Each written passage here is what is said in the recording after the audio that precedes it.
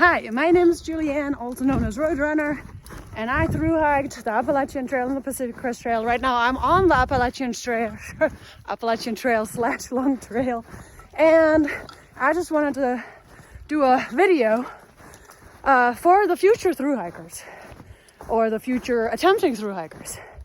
So this is an attempt to give you a little bit of a pep talk, but as well as give you a little bit of a reality check.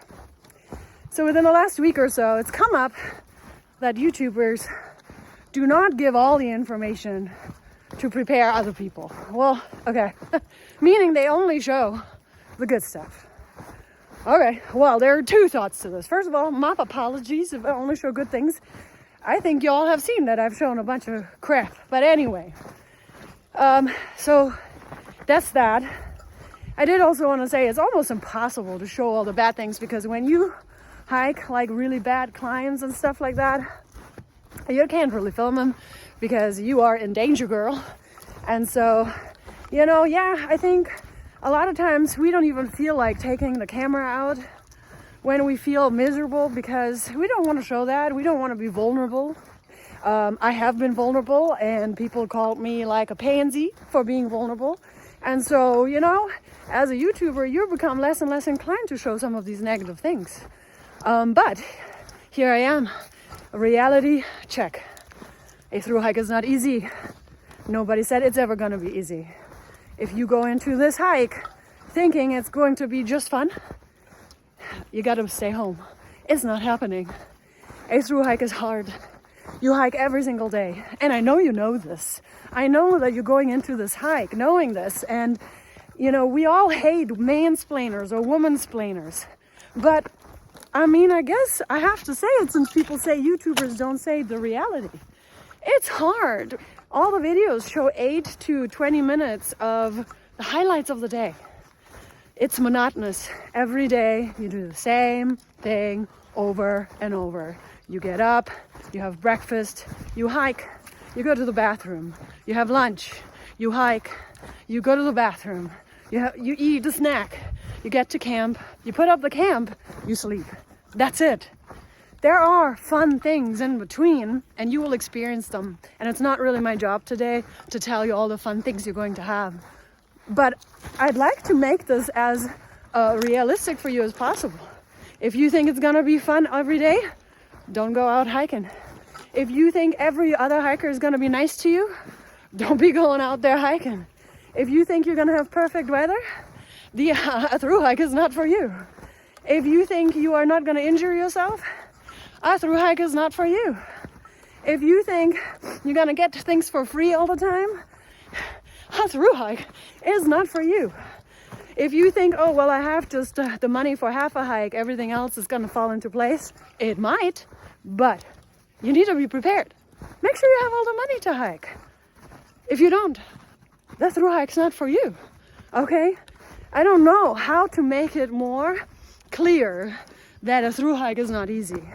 And when they say that only a third or whatever the percentages of hikers that attempt a thru hike actually completed, there is some truth to that. It's because you get out on trail and you realize, wow, this isn't really all, what's the saying? Sunshine and roses, or butterflies and kisses? I don't know. It really isn't. But if you love the woods, if you like walking, if you like sleeping in a tent, if you like peace and quiet, if you like interacting with people, but also sometimes not, this could be a really great event for you. But if you do not like walking, this is not a hike for you. If you don't like to sleep on the ground, not a hike for you. If you don't like people, might be not a hike for you, especially if you do the Appalachian Trail, just because you're gonna have to sleep in shelters at some point. It might not be a hike for you, right? There's ways to alleviate that, of course, but I'm telling you, if you are not mentally prepared to do this, then don't go out doing it. I am telling you, I want to have this realistic expectation as much as possible. And now, the other side of the coin. Not necessarily giving you a positive view of this. No. What I'm going to tell you right now is very important to consider. Every time a hiker steps out on the trail for the very first day, all of us have the intention to finish the trail. All of us. And not everybody finishes. And not finishing can be an extreme devastation to some, disappointment. It'll make a person feel like a failure. And it's really resonated recently when I've talked to a bunch of people who are preparing for hikes and I'm coaching them, and just the fear of failure. And I want to tell you, it might happen. And you need to be prepared to understand how you're going to react if you are not going to finish the hike. On another note, there's this amazing quote one of my really good friends, Wiseacres, says, "The trail gives you what you need, not what you want." Okay? The trail gives you what you need, not what you want.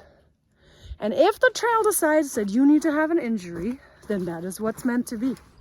If the trail makes you understand that hiking outside is not for you, then that's what it is. You finishing the trail, whether it's through hiking it or deciding to stop early, that is what was meant to happen. Because that's what the trail wanted you to learn. Not everybody has to do a through hike to learn anything. Some people can be out there for like a weekend and they learn a lot. Or they've accomplished all that they wanted to accomplish.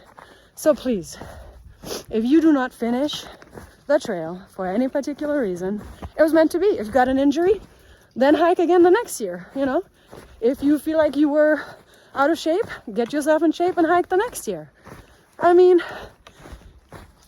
just look at Tera, right? So Tera, her channel's what, Tera TRS.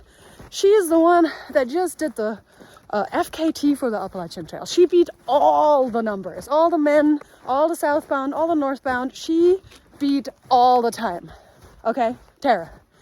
Tera started the Appalachian Trail as a through hike a few years ago, and she quit.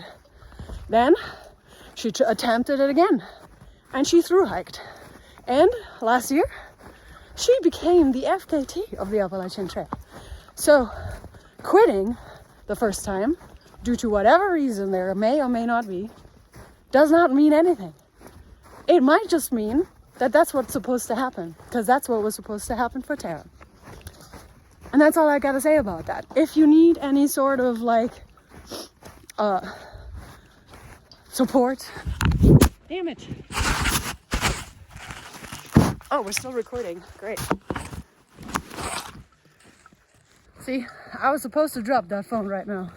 But anyway, if you need any sort of like encouragement, support, then you can always email me.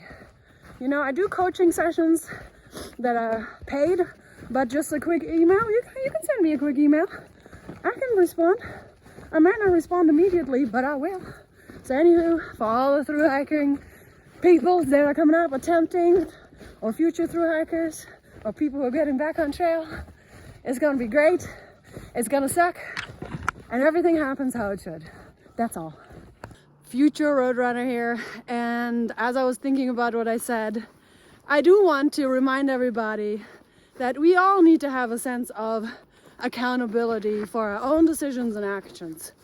If I hear that some person's gonna go, well, this YouTuber didn't really show me the reality of the trail, did you really make your decision to do something like a through hike and give up 6 months of your life because of a YouTuber?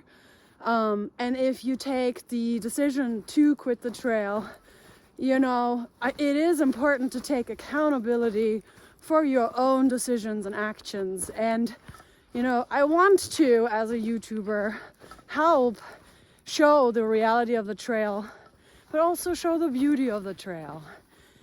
I mean, it is just so wonderful. But again, we make our own choices and our own decisions, and blaming other people or YouTubers or Instagrammers or what people call influencers nowadays.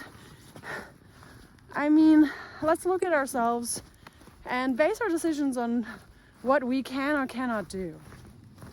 That's it.